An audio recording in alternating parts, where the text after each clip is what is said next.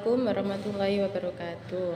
Perkenalkan, nama saya Dina Rosita, NIM 1122023. Di sini saya akan menjelaskan tentang analisis uji heterokedastisitas, yaitu suatu metode dalam regresi linear yang digunakan untuk menguji apakah varians dari residual dari model regresi bersifat konstan atau tidak. Jika varians residual tidak konstan atau berubah-ubah pada nilai prediktor tertentu, maka terjadi heterokedastisitas. Sedangkan jika variansnya konstan, maka disebut homoskedastisitas. Heterokedastisitas dapat menyebabkan estimasi parameter menjadi tidak efisien dan kesalahan standar menjadi bias, sehingga mengganggu validitas uji T dan F dalam regresi. Selanjutnya ada sejarah uji heterokedastisitas. Konsep pertama kali diperkenalkan dalam konteks regresi oleh Robert Engel dan Harvey. Meskipun dasar-dasar kesalahan variabel sudah diteliti oleh ekonom seperti Yule dan Fries pada tahun 1979, Robert Engel memperkenalkan metode ARGH yang kemudian disempurnakan oleh Boleslav pada tahun 1986 menjadi GARCH atau GARGH untuk menangani masalah heterokedastisitas dalam data deret waktu. Ini menjadi tonggak penting dalam analisis statistik dan ekonomi. Selanjutnya ada manfaat uji heterokedastisitas. Yang pertama, menilai validitas model regresi itu untuk memastikan bahwa asumsi klasik regresi terpenuhi. Yang kedua, meningkatkan akurasi estimasi, yaitu untuk menghindari kesalahan dalam interpretasi koefisien regresi akibat varians residual yang tidak konstan. Yang ketiga, membantu dalam pemilihan model yang tepat. Jika terjadi heterokedastisitas, dapat digunakan transformasi atau model alternatif seperti WLS atau GARGH. 4. Bermanfaat dalam bidang ekonomi dan keuangan, terutama dalam analisis risiko dan volatilitas pasar. Di sini dasar pengambilan keputusan uji heterokedastisitas menggunakan uji Gleiser ada dua, yaitu jika signifikansi lebih besar dari 0,5 maka kesimpulannya tidak terjadi gejala heterokedastisitas dalam model regresi. Jika signifikansi lebih kecil dari 0,5 maka kesimpulannya terjadi gejala heterokedastisitas dalam model regresi. Selanjutnya di sini kita langsung saja ke tutorial SPSS-nya.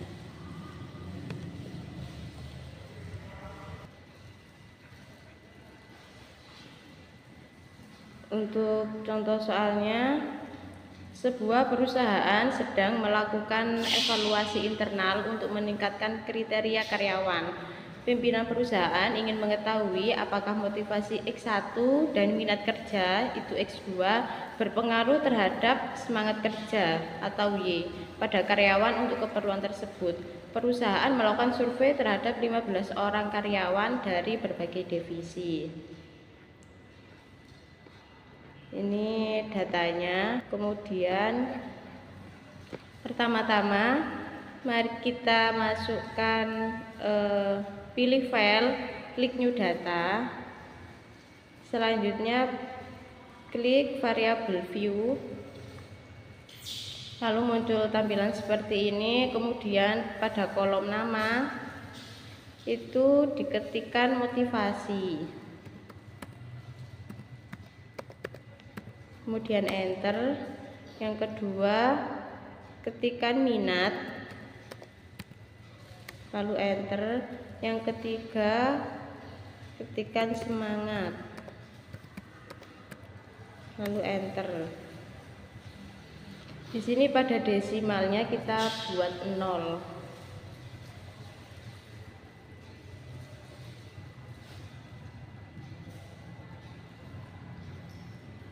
Lalu pada bagian mensure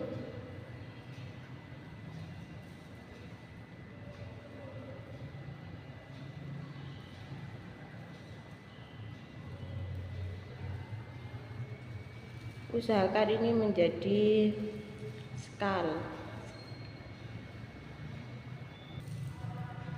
Selanjutnya setelah measure ini kita ubah jadi skal. Selanjutnya kita pergi ke data view, lalu masukkan variabel atau angka sebanyak 15 sesuai data. Ini datanya, motivasi 65, 70, 60, 80, 55, 75, 85, 50, 90, 65, 72, 58, 66, 78, 62. Lalu bagian minat ini juga sama, kita masukkan. Ini saya copy saja ya biar lebih cepat.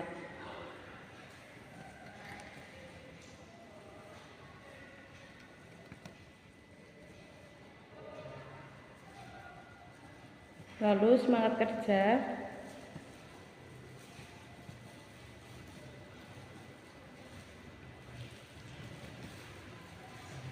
Kita copy juga. Selanjutnya kita membuat persamaan regresi untuk variabel penelitian dan memunculkan variabel baru, yaitu variabel unstandardized residual atau RIS1. Di sini caranya yang pertama klik analyze, lalu klik regression, kemudian linear. Muncul tampilan seperti ini. Setelah itu pada bagian semangat kita pindah ke kolom dependent. Untuk bagian motivasi dan minat kita pindah ke independent. Kemudian kita klik save. Pada bagian ini kita centang yang kolom residual bagian unstandardized. Kemudian kita klik continue. Setelah itu kita klik OK. Lalu akan muncul output SPSS seperti ini, tapi ini diabaikan saja. Lalu kita mencari yang ABS plus yang kedua. Pertama kita pergi ke transform. Setelah itu klik ini yang atas, komputer variabel. Akan muncul tampilan seperti ini. Setelah itu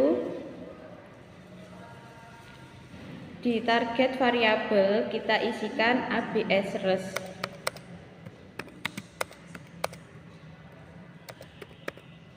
Lalu yang di numeric expression kita isikan ABS buka kurung sama tutup kurung res 1.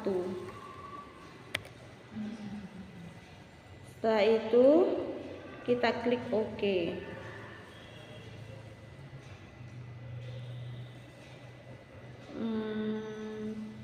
sini. Lalu akan muncul output lagi seperti ini. Ini juga kita abaikan lagi. Lalu setelah itu kita kembali ke bagian data view ini, maka muncul variabel baru dengan nama ABS res ini. Tadi kita mencari res 1, yang tadi kita mencari res ABS resnya yang kedua. Setelah itu kita akan melakukan uji Gleiser untuk persamaan motivasi X1 dan minat X2 terhadap variabel absolut residual atau ABS yang ini. Caranya yaitu yang pertama kita klik analyze, kemudian pilih regression, hampir sama seperti yang tadi. Setelah itu linear dan akan muncul tampilan seperti ini. Selanjutnya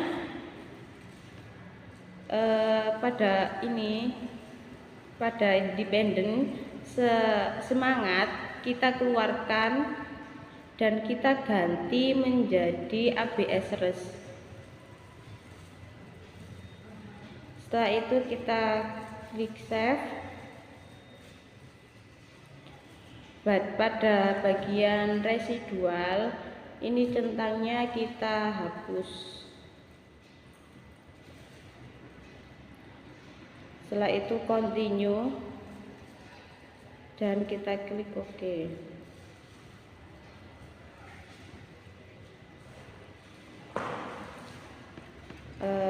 Setelah itu muncul output seperti ini.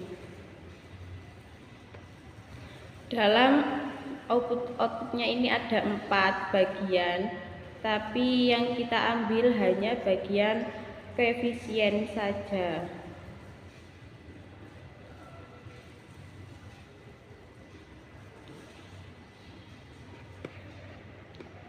Namun di sini saya mengasih keterangan untuk setiap kotaknya dengan hipotesis kalau HO tidak ada pengaruh antara motivasi kerja dan minat kerja terhadap semangat kerja. Kalau HA ada pengaruh antara motivasi kerja dan minat kerja terhadap semangat kerja. Berdasarkan tabel model Sumari, diperoleh hasil R sebesar 0,369. Angka ini korelasi antara prediktor minat dan motivasi dengan semangat kerja, yaitu sama dengan 36,9%. Selanjutnya diperoleh R square sebesar 0,136, hanya 13,6% variasi dalam semangat kerja yang dapat dijelaskan oleh gabungan minat dan motivasi. Pada tabel ini adjusted R square sebesar 0,008. Selanjutnya pada tabel ANOVA, di sini kita mencari F hitung, yang jika F hitung lebih besar dari F tabel maka HU ditolak. Jika F hitung lebih kecil dari F tabel maka HU diterima. Untuk menghitung harga F tabel didasarkan pada derajat kebebasan, yaitu dengan N dikurangi 1. N-nya tadi 15, berarti dikurangi 1 jadi 14, maka diketahui harga tabel itu 3,74. Kita lihat pada tabel DF yang pertama, yaitu 3,74. Ini tadi 3,74 karena DF-nya 14, yang artinya HO diterima dan HA ditolak. Artinya tidak ada pengaruh antara motivasi kerja dan minat kerja terhadap semangat kerja. Karena F hitung lebih besar dari F tabel. Untuk yang signifikan, jika signifikansi lebih besar 0,05 maka HO diterima. Jika signifikansi kurang dari 0,5 maka HO ditolak. Berdasarkan tabel ANOVA diperoleh signifikansinya 0,415. Ini berarti lebih besar dari 0,05 maka HO diterima dan HA ditolak. Artinya tidak ada pengaruh antara motivasi kerja dan minat kerja terhadap semangat kerja. Berarti di sini dapat kita simpulkan bahwa uji heteroskedastisitas metode Gletser ini di mana hipotesis 0 diterima dan hipotesis alternatif atau HA ditolak, yang artinya tidak ada pengaruh antara motivasi kerja dan minat kerja terhadap semangat kerja. Karena nilai signifikansi kedua variabel di atas lebih besar dari 0,05, maka tidak terjadi gejala heteroskedastisitas dalam model regresi. Mungkin ini saja tutorial yang bisa saya sampaikan, kurang lebihnya mohon maaf. Wassalamualaikum warahmatullahi wabarakatuh. Thank you for watching.